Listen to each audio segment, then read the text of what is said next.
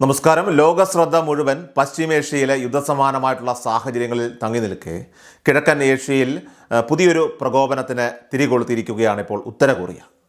ശനിയാഴ്ച പുലർച്ചെ പ്യോങ്യാങ്ങിന് സമീപമുള്ള സുനാൻ മേഖലയിൽ നിന്ന് ജപ്പാൻ കടലിന് നേരെ 10ഓളം ഹ്രസ്വദൂര ബാലിസ്റ്റിക് മിസൈലുകൾ വിക്ഷേപിച്ചുകൊണ്ടാണ് കിം ജോങ് ഉൻ ഭരണകൂടം തങ്ങളുടെ സൈനിക കരുത്ത് ഒരിക്കൽ കൂടി പ്രകടിപ്പിച്ചത്.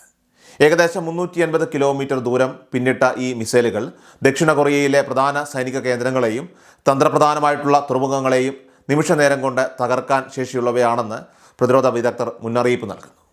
പശ്ചിമേഷ്യൻ പ്രതിസന്ധിയിൽ അമേരിക്കയും അതോടൊപ്പം തന്നെ സഖ്യകക്ഷികളും വ്യാപൃതരായിരിക്കുന്ന ഈ സമയം തന്നെ പരീക്ഷണത്തിനായിട്ട് തിരഞ്ഞെടുത്തു എന്നത് പ്യോങ്യാങ്ങിൻ്റെ കൃത്യമായിട്ടുള്ള രാഷ്ട്രീയ കണക്കുകൂട്ടലുകളെയാണ് ഇവിടെ സൂചിപ്പിക്കുന്നത്.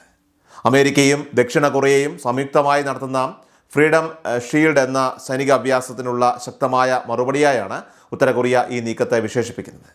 തങ്ങളുടെ പരമാധികാരത്തിന് മേലുള്ള കടന്നുകയറ്റമായാണ് ഇത്തരം സൈനിക അഭ്യാസങ്ങളെ ഉത്തര കൊറിയ എക്കാലവും വീക്ഷിക്കുന്നത്. ഇത്തവണ പരീക്ഷണത്തിന് കിം ജോങ് ഉന്നിനൊപ്പം തന്നെ മകൾ ജുവേയും പങ്കെടുത്തത് ഇതിന് വലിയ പ്രാധാന്യം നൽകുകയാണ്. ആണവായുധം വഹിക്കാൻ ശേഷിയുള്ള അത്യാധുനിക മൾട്ടിപ്പിൾ റോക്കറ്റ് ലോഞ്ച് സിസ്റ്റം വിജയകരമായിട്ട് പരീക്ഷിച്ചുവെന്ന് ഉത്തര കൊറിയൻ ഔദ്യോഗിക മാധ്യമമായിട്ടുള്ള KCNA റിപ്പോർട്ട് ചെയ്തു. 420 കിലോമീറ്റർ വരെ ആക്രമണ പരിധിയുള്ള ഈ ഒരു ആയുധം അത് ദക്ഷിണ കൊറിയയുടെ ഏത് ഭാഗത്തെയും ലക്ഷ്യം വയ്ക്കാനായിട്ട് പ്രാപ്തമാണ് എന്നത് മേഖലയിലെ സുരക്ഷാ ആശങ്കകൾ ഇരട്ടിയാക്കുന്നുണ്ട്. അന്താരാഷ്ട്ര തലത്തിൽ അമേരിക്ക നേരിടുന്ന നയതന്ത്ര പ്രതിസന്ധികളെ തങ്ങൾക്ക് അനുകൂലമാക്കാനാണ് ഉത്തര കൊറിയ ഇവിടെ ശ്രമിക്കുന്നത്.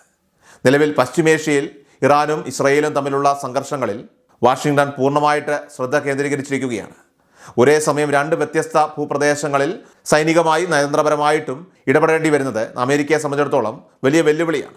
ഇറാൻ്റെ പുതിയ നേതാവ് മുജ്തബ ഖമേനിക്ക് കിം ജോങ് ഉൻ പരസ്യമായി പിന്തുണ പ്രഖ്യാപിച്ചതും ശ്രദ്ധേയമാണ്. അമേരിക്കയുടെ നിലപാടുകളെ തെമ്മാടുത്തമെന്ന് വിശേഷിപ്പിച്ച കിം ഇറാൻ്റെ നീക്കങ്ങൾക്ക് ധാർമ്മിക പിന്തുണ നൽകുന്നതിലൂടെ ഒരു പുതിയ ആഗോള ചേരി രൂപീകരണത്തിനാണ് ഇവിടെ ശ്രമങ്ങൾ നടക്കുന്നത്. റഷ്യയുമായിട്ടുള്ള ഉത്തര കൊറിയയുടെ വർദ്ധിച്ചു വരുന്ന പ്രതിരോധ സഹകരണം അത് ഈ മേഖലയിലെ ശക്തി സന്തുലിതാവസ്ഥയെ പാടെ മാറ്റിമറിച്ചിട്ടുണ്ട്. റഷ്യയിൽ നിന്നുള്ള ആധുനിക മിസൈൽ സാങ്കേതികവിദ്യ ഉത്തര കൊറിയയിലേക്ക് ഒഴുകുന്നത് പ്യോങ്യാങ്ങിൻ്റെ ആയുധശേഷി വർദ്ധിപ്പിക്കാൻ സഹായിച്ചിട്ടുണ്ട്. ഉക്രൈൻ യുദ്ധത്തിൽ റഷ്യയെ സഹായിക്കുന്നതിന് പകരമായി സാങ്കേതിക വിദ്യകൾ കൈമാറുന്നത് പാശ്ചാത്യ രാജ്യങ്ങളെ പ്രതിരോധത്തിലാക്കുന്നു. ഹോർമുസ് കടലിടുക്കിലെ പ്രശ്നങ്ങളിലും ചെങ്കടലിലെ പ്രതിസന്ധികളിലുമൊക്കെ തന്നെ അമേരിക്കൻ നാവികസേന കുടുങ്ങിക്കിടക്കുന്നത് ഉത്തര കൊറിയയെ സംബന്ധിച്ച് അവർക്ക് സൈനികപരമായിട്ടുള്ള ആത്മവിശ്വാസം നൽകുന്ന ഒരു ഘടകമാണ്. ആഗോളതലത്തിൽ തങ്ങളുടെ സ്വാധീനം വർദ്ധിപ്പിക്കാൻ ഇത്തരം സഖ്യങ്ങൾ കിം ഭരണകൂടത്തിന് ഊർജ്ജം നൽകുന്നുണ്ട്. ഈ സംഘർഷാവസ്ഥ ഇന്ത്യ ഉൾപ്പെടെയുള്ള ഏഷ്യൻ രാജ്യങ്ങളെ സംബന്ധിച്ചിടത്തോളം അതീവ ഗുരുതരമായിട്ടുള്ള പ്രത്യാഘാതങ്ങളാണ് ഉണ്ടാക്കാനായിട്ട് പോകുന്നത്. ദക്ഷിണ കൊറിയയുമായി ശക്തമായിട്ടുള്ള രീതിയിൽ സാമ്പത്തിക പ്രതിരോധ ബന്ധങ്ങളുള്ള ഇന്ത്യയെ സംബന്ധിച്ച് കൊറിയൻ മുനമ്പിലെ അസ്ഥിരത വലിയ തിരിച്ചടിയായിരിക്കും. കിഴക്കൻ ഏഷ്യൻ മേഖലയിലെ സമാധാന ലംഘനം ആഗോള വ്യാപാര ശൃംഖലയെ ബാധിക്കുമെന്ന് ഉറപ്പാണ്. ദക്ഷിണ കൊറിയൻ കമ്പനികൾക്ക് ഇന്ത്യയിലുള്ള വലിയ നിക്ഷേപങ്ങളും അതോടൊപ്പം തന്നെ ടെക്നോളജിപരമായിട്ടുള്ള പങ്കാളിത്തവും ഇത്തരമൊരു യുദ്ധ സാഹചര്യത്തിൽ പ്രതിസന്ധിയിലാക്കും.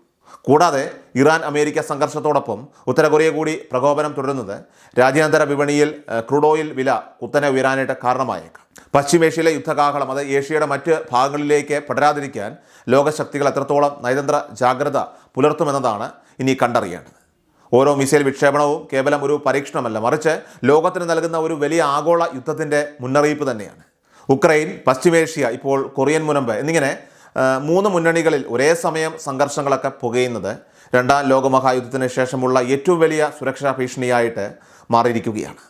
അന്താരാഷ്ട്ര സമൂഹത്തിൻ്റെ ക്രിയാത്മകമായിട്ടുള്ള ഇടപെടലുകൾ ഉണ്ടായില്ലെങ്കിൽ ചെറിയൊരു തെറ്റായ കണക്കുകൂട്ടൽ പോലും വലിയൊരു വിപത്തിലേക്ക് പോലും ലോകത്തെ നയിച്ചേക്കാം.